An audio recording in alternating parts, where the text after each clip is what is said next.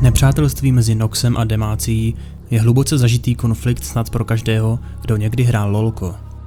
Poté, co spolu vedli nejméně 2 války, jsou tyto 2 národy politickými, vojenskými a ideologickými rivaly a navzájem se vnímají jako hrozbu.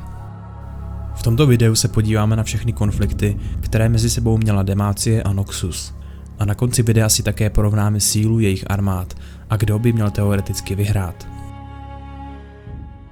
Aktivuj si prosím zvoneček, protože náš kanál dost umírá a neměli bychom radost, kdyby jsme museli kanál ukončit. Díky. Obyvatelé Demacie, silného zákonného království s prestižní vojenskou historií, si vždy nejvíce cenili ideálů spravedlnosti, cti a povinnosti a jsou nesmírně hrdí na své kulturní dědictví. Ale navzdory těmto vznešeným zásadám se tento převážně soběstačný národ v posledních staletích stal izolovanějším.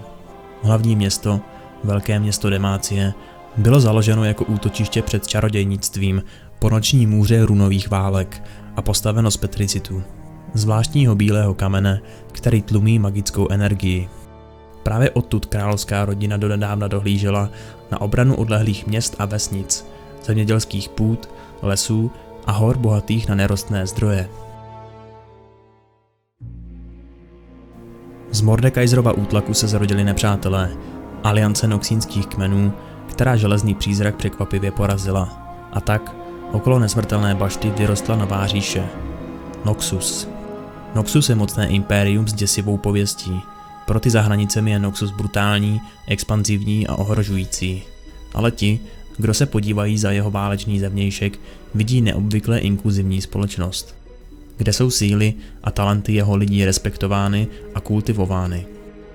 Pod hrozbou ze všech stran se agresivně vrhli do boje se svými nepřáteli a každým rokem posouvali své hranice. Tento boj o přežití udělal z Noxíců hluboce hrdé lidi, kteří si cení především síly, i když se tato síla může projevovat mnoha různými způsoby. Kdokoliv se může dostat do pozice moci a respektu v Noxu, pokud projeví potřebné schopnosti, bez ohledu na sociální postavení, původ, vlast nebo bohatství.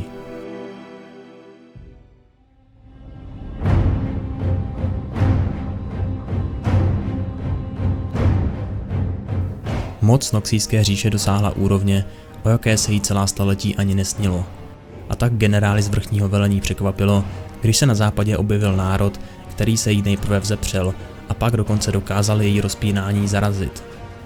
Bojem zocelení Demacijci se specializovali na obranu proti jakémukoliv náporu. Noxijské válečné tlupy byly rozdrceny a zahnány na východ.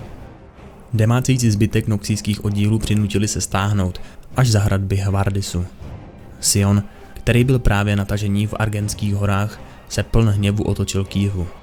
Po svém příjezdu do města spatřil na obzoru Demacijce. Nehodlali Hvardis dobývat, stačilo jim, že Noxíce vyhnali ze země sousedící s jejich vlastní a nyní se připravovali na návrat domů. Noxijský velitel z Hvardisu však z rukou nepřátel utrpěl už řadu porážek a představa, že nechá protivníky odejít bez jediného šrámu, zatímco on sám se bude ukrývat za městskými hradbami, mu zcela vyhovovala. Sion a jeho válečníci však před časem zaplatili vlastní krví za zemi, o kterou teď přišli. V záchvatu vzteku tedy zhodil velitele z hradeb a sám zavelel do útoku. Sion si nezastavitelně prosekával cestu demacijskými líniemi a hledal jejich vůdce, krále Jarvana I.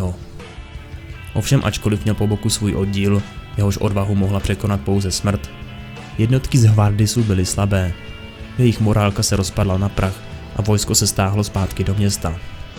Sion a pár jeho věrných se ocitli v obklíčení. Jeden po druhém padali. Sion si však dál razil cestu vpřed. Když se konečně dostala až k Jarvanovi, byl už probodán tucty mečů a množstvím šipek z kuší. Boj neznal slitování a byl to Demaciec, kdo nakonec uštědřil smrtící úder jako první. Sion upustil sekeru a s posledním vypětím sil strhnul jednou rukou královi z hlavy korunu a druhou mu sevřel kolem krku. Jarvanovi stráže probodávali Siona zas a znovu. Jeho stisk však nepovolil.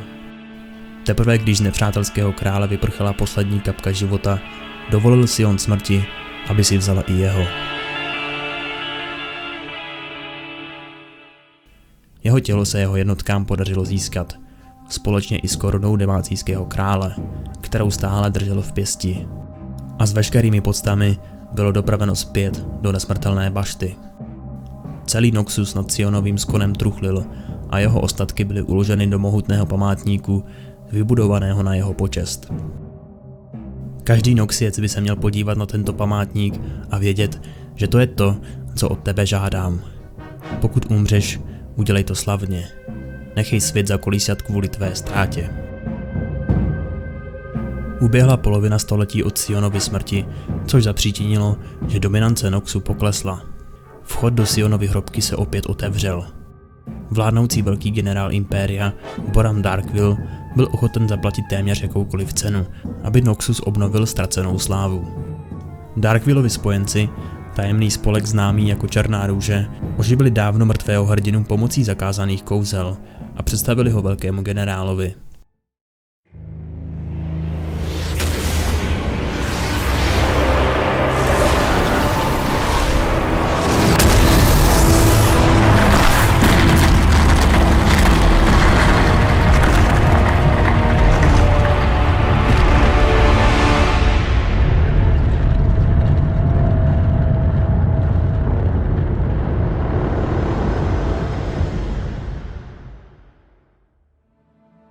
Po několika bitvách byla Sionova touha po krvi považována za neovladatelnou a Boram nařídil jeho uvěznění.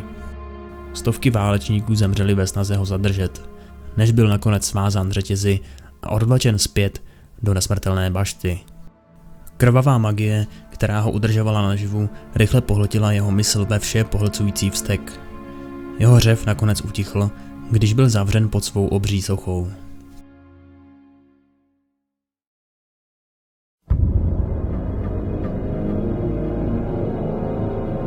Na území Noxu pronikaly nepřátelské národy a po celých noxijských hranicích propukaly vzpoury. Povídalo se, že se Darkwill a jeho rádci rozhodli utratit spoustu zlata za vykoupení či propuštění všemožných žoldnéřů, vězňů i bojovníků z arény, aby posílili řady vojska. Mezi nimi byl i slavný Viscero, vlastním jménem Xin Zhao. Pouhým podáním ruky změnil Xin Zhao a jeho kolegové z arény majitele a ocitli se na palubě přepravní lodi, mířící kamsi na západ. Tady, u pobřežní pevnosti Kaliště, znamenala jména a reputace i těch nejvyhlasnějších bojovníků z arény jen pramálo. Vrhli je tam do bitvy proti elitním jednotkám krále Jarovana III. Demácijského, který byl rozhodnut oslabit vliv Noxu na Valoranu. A Xin Zhao rychle zjistil, že válka nemá s duelem v aréně vůbec nic společného. Zatímco mnozí bývalí gladiátoři tváří v tvář nevyhnutelné porážce prchli z boje, Xin Zhao necouvnul ani o krok a smočil své kopí v krvi stovek nepřátel. Nedal se na útěk ani ve chvíli, kdy ho konečně obklíčila králova neohrožená garda. Jejíž někteří členové jeho schopnosti v koutku duše obdivovali. Místo toho s hlavou styčenou čekal na popravu, jako na vysvobození. Král Jarvan s ním však měl jiné plány. Na rozdíl od davů v arénách se král Demácie nevyžíval ve zbytečném zabíjení. Daroval poraženým Noxícům svobodu, pokud byli ochotni slíbit, že opustí Kaliště v míru. Překvapený Xin Zhao přemýšlel, co by ho zpátky v Noxu čekalo. Mohl se vrátit do společnosti, ve které měl jeho život jen takovou cenu, kolik zlata dokázal přinést do kapes svých mecenášů. Nebo mohl bojovat za lidi, kteří stělesňovali mravní hodnoty, jež vyznával i on sám. Vlastní čest mu nedávala na výběr a tak poklekl před Jarvanem III. A nabídl mu své služby. V následujících desetiletích Xin Zhao častokrát prokázal svou věrnost. Jako sénešal královského rodu se stal osobním strážcem a rádcem nejen svého přítele a vladaře, nýbrž i králova syna, mladého prince Jarvana, jenž měl jednoho dne zdědit trůn. Xin Zhaova cesta mezi Demácijce byla sice neobvyklá, on sám však ve svém závazku vůči království a jeho ideálům nikdy ani na okamžik nezaváhal. K tomu ho nevedl smysl pro povinnost, říkal si, nýbrž vlastní rozhodnutí.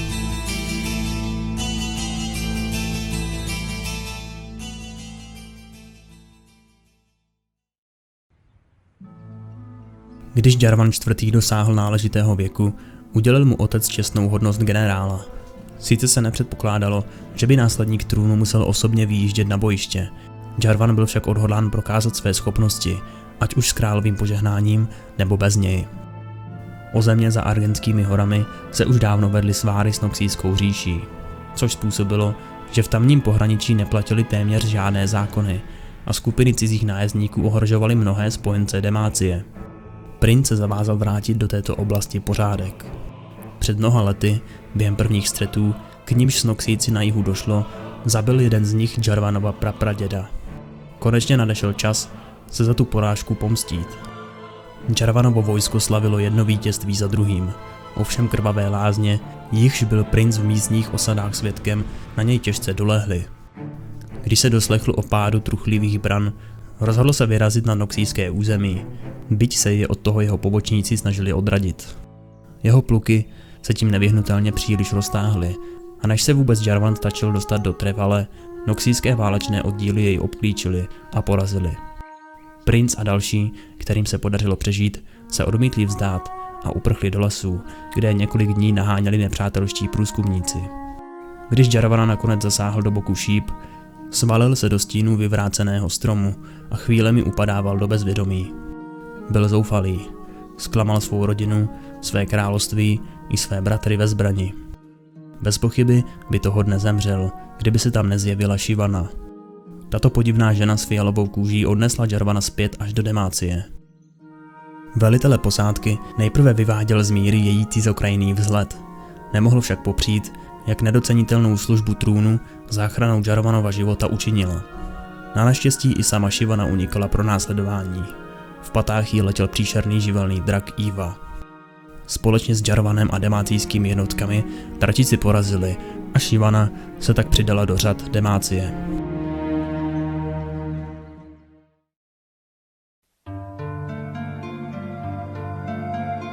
Zatímco Silas rozpoutával chaos ve velkém městě Demácijském, Xin-Zhao byl připraven bránit svého vladaře, ale král mu přikázal vydat se na nesmírně důležitou osobní misi.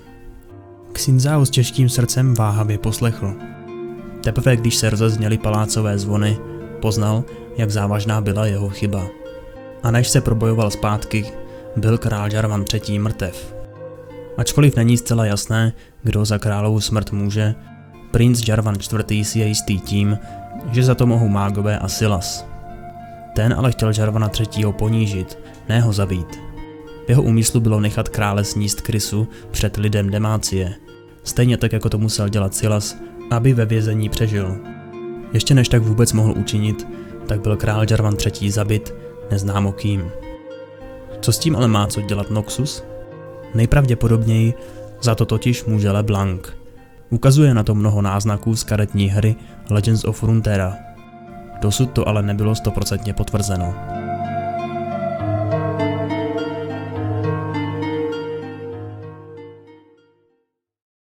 Takže to by byly prozatím všechny příběhové konflikty, které se staly mezi Demácií a Noxem.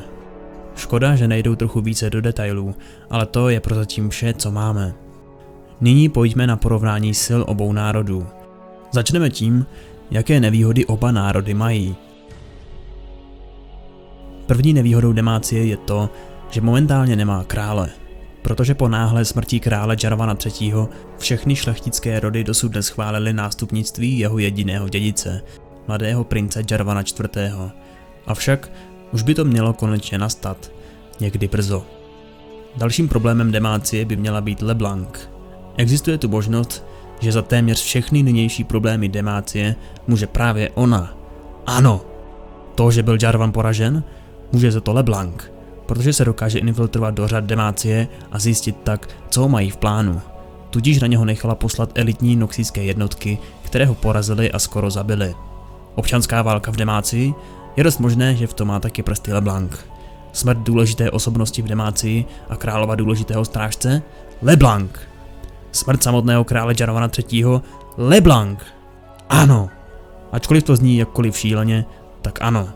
V Legends of Runeterra se nachází hodně hintů a teaserů, které říkají, že v podstatě za všechno může LeBlanc. Prozatím to ale nebylo potvrzeno. A poslední velkou nevýhodou je jejich velká nenávist vůči mágům, že na své straně zkrátka nemají skoro žádné mágy, což Noxus určitě má. A tou hlavní nevýhodou je fakt, že v Demácii proběhla nebo možná ještě i probíhá občanská válka. Na druhou stranu Noxus má taky dost svých problémů. Ačkoliv mají ustálenou radu Trifarixu, složenou ze Swaina, Dariuse a neznámé postavy, která je pravděpodobně LeBlanc, tak rozhodně nejsou moc jednotní. V našem Noxus lore videu jsou vysvětleny jisté události mezi Swainem a LeBlanc, které zkrátka znamenají, že se ti dva nenávidí, ale momentálně se do nějaké míry respektují. Jakmile ale přijde vhodná chvíle, tak jeden druhému vrazí nůž do zad. Dalším problémem Noxu je ten, že mají hodně, ale hrozně moc nepřátel. A to snad ve všech koutech Runeterry. Pamatujete si na toho vládce, kterého Swain svrhnul, protože všude jen vedl války kvůli tomu, aby našel lék na svoje stáří a zkrátka to byl asi nejhorší panovník v historii Runeterry? Tak v dobách tohoto vládce si Noxus nadělal tolik nepřátel, že kdyby se dostal do tak velkého konfliktu, tak by toho rozhodně ti, kteří Noxus nenávidí, využili. Jmenovitě mluvíme o Shurimě nebo Freljordu. Co se týče Bilgewateru, tak Gangplank napadl noxijské lodě a dokonce Swainovi ukradl jeho válečnou loď Leviathana. A proč? Protože chtěl. Přece je to pirát, ne? Zkrátka existuje mnoho postav i národů, které nenávidí Noxus, ale kdo by se hlavně v takovém případě Noxu pomstil, by byly některé frakce z Ionie, jako například Bratrstvo Navory. Pokud tento příběh trochu znáte, tak víte, jaká zvěrstva v Ionii Noxus způsobil za vlády Borama Darkvilla. Kvůli této válce v Ionii začaly vznikat nové válečné oddíly a uskupení. Určitě víte, čím si prošel Zed nebo Master Yi, že? A to jenom kvůli Noxu. Takže Ionie má rozhodně Noxu co oplácet. A nyní si tedy rozebereme to, jak by asi mohl dopadnout konflikt Noxus versus Demacie, kdyby oba národy využili svoji plnou sílu. Berte to prosím spíše jako můj osobní názor, každopádně se vám pokusím to podložit, co nejlépe to půjde. Začneme tedy fyzickými silami. U Noxu jsou to všelijaké různorodé válečné oddíly, u nichž má každý válečník jiný způsob boje, zbroj nebo kulturu. Nejelitnější a nejuznávanější je Trifarská legie, kterou vede samotný Darius. Pak tu máme také bazilišky a dračí chrty, kteří ale nelétají. Jsou to však nemilosrdní dravci. K tomuto můžeme ještě přidat Dravena, Samiru a Siona, jakožto obrovskou nezastavitelnou fyzickou sílu. Armádu by ještě teoreticky mohla doplnit dvojice zabijáků Katarina a Talon, kteří by spíše operovali někde v tajnosti a mohli by podříznout někoho důležitého v zadních líniích Demacie, než že by šli přímo na bojiště. Jelikož má Noxus o dost větší území než Demacie, měli by mít i početní převahu, co se vojáků i válečných zvířat týče. Takže fyzické síly Noxu nevypadají vůbec špatně. Co ale Demacie? Ta oponuje špičkově vycvičenou armádou, jenž to do počtu rozhodně nemůže konkurovat Noxu. Průměrný demacijský voják má ale daleko lepší zbroj než ten noxijský. A ta zbroj je mimochodem imunní vůči magii, protože se do ní přidává petricit, z něhož jsou vyrobeny i demacijské hradby. Demacijští vojáci jsou všichni hrdí vlastenci, zatímco u Noxu to bývají často placení žoldáci, jak jsme již viděli v jedné z válek. Nejelitnější jednotkou Demacie je neohrožená garda, jenž by sice co do počtu neměla převyšovat Trifarskou legii z Noxu, měla by ale být silnější a disciplinovanější. K tomu připočtěme demacijské raptory, kteří na rozdíl od těch noxijských bestií mohou létat a přemisťovat vojáky. Z řad šampionů, kteří by vstoupili na bojiště, tu máme Gardena, Jarvana, Poppy, Quinn, Fioru, Vayne a Xinzaa, který je mimochodem v boji lepší než kdokoliv z Noxu či Demacie. Jsou tu jisté otazníky jménem Lucian a Senna, kteří sice z Demacie jsou, ale nevím, jestli by úplně šli do tohoto konfliktu, jelikož se zaměřují na boj se Stínovými ostrovy. Pro tohle video tedy půjdu střední cestou a budu tam počítat jenom Luciana. Ale to hlavní, co Demacie nabídne, bude Galio. Kamenný kolos, který je vyroben z petricitu, čímž se stává noční můrou všech mágů, kterých Noxus má mnoho. No, řekněme, že co do fyzických sil by mohla mít Demacie trošku navrch. Co ale magická síla? Jak již bylo řečeno, Noxus má ve svých řadách mnoho mágů. Neznáme přesné počty, rozhodně jich ale bude o dost víc než v Demacii. Tam totiž mluvíme o přesném opaku. Dá se v podstatě říci, že Demacie je rasistická vůči mágům a každý, kdo se tam narodí s magickými schopnostmi, bývá uvězněn, jako třeba Silas. Mít magické schopnosti v Demacii se rovná doživotí ve vězení, takže tady Demacie rozhodně nebude mít navrch.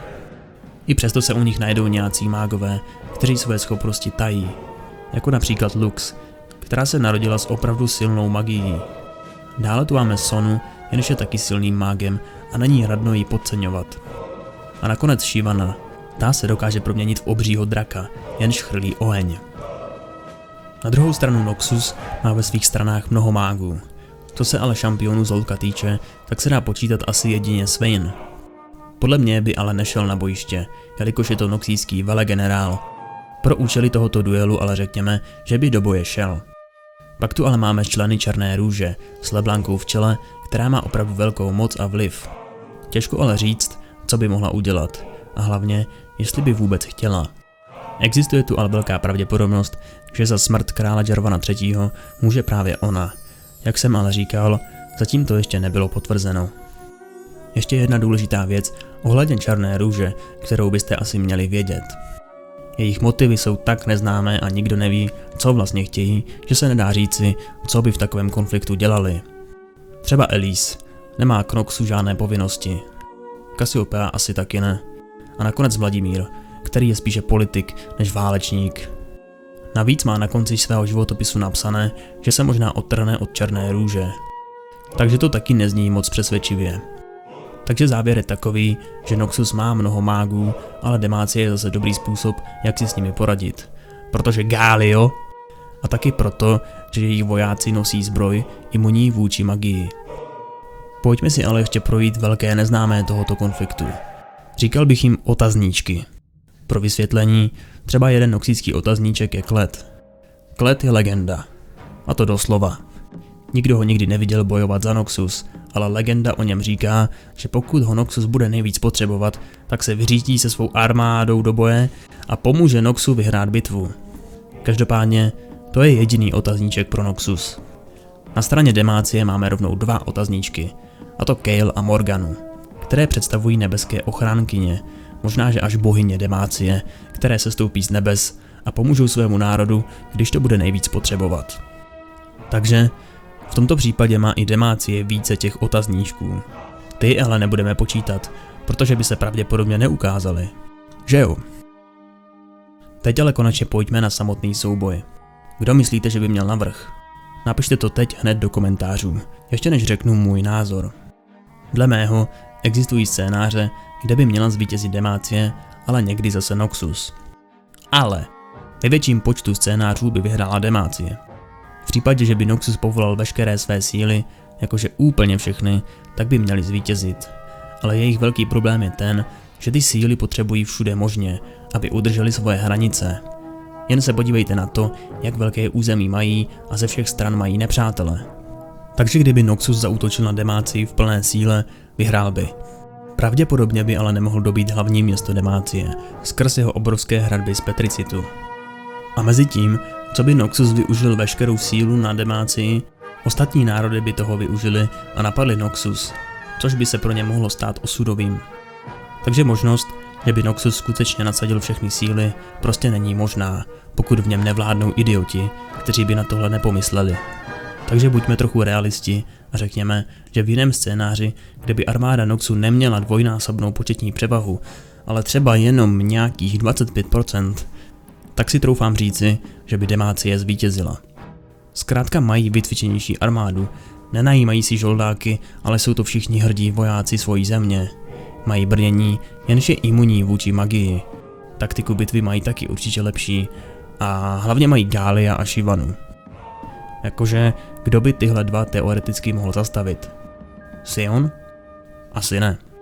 Ano, Noxus má tyto válečné bestie, ale jakou jsou výzvou pro Galia nebo Shyvanu? Navíc Demacie má raptory, kteří asi mohou být dost nepříjemní. Když si je představíme ve spojení se Shyvanou, tak mě fakt nenapadá nic, čím by na tohle mohl Noxus odpovědět. A sorry já to vidím takhle.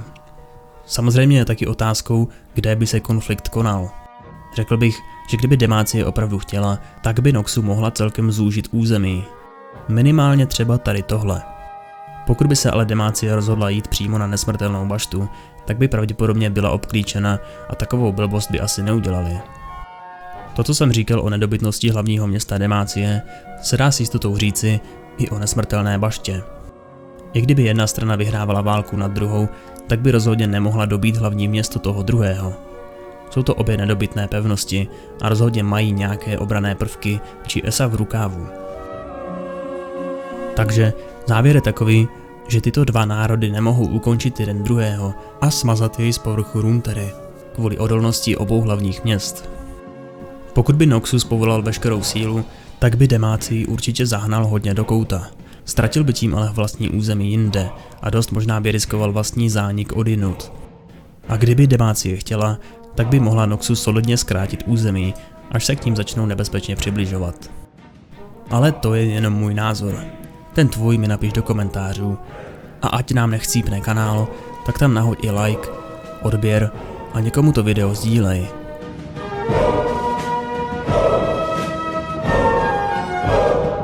Děkujeme všem, kteří podporují náš kanál. Bez vás by to nebylo možné. Nově také máme na kanále členství za nějakou tu minimální kačku. Pokud bys ale chtěl nějaké ty našlápnuté výhody, tak je Patreon rozhodně lepší. Každopádně oboje nám nesmírně pomáhá a každá koruna se počítá. Děkujeme.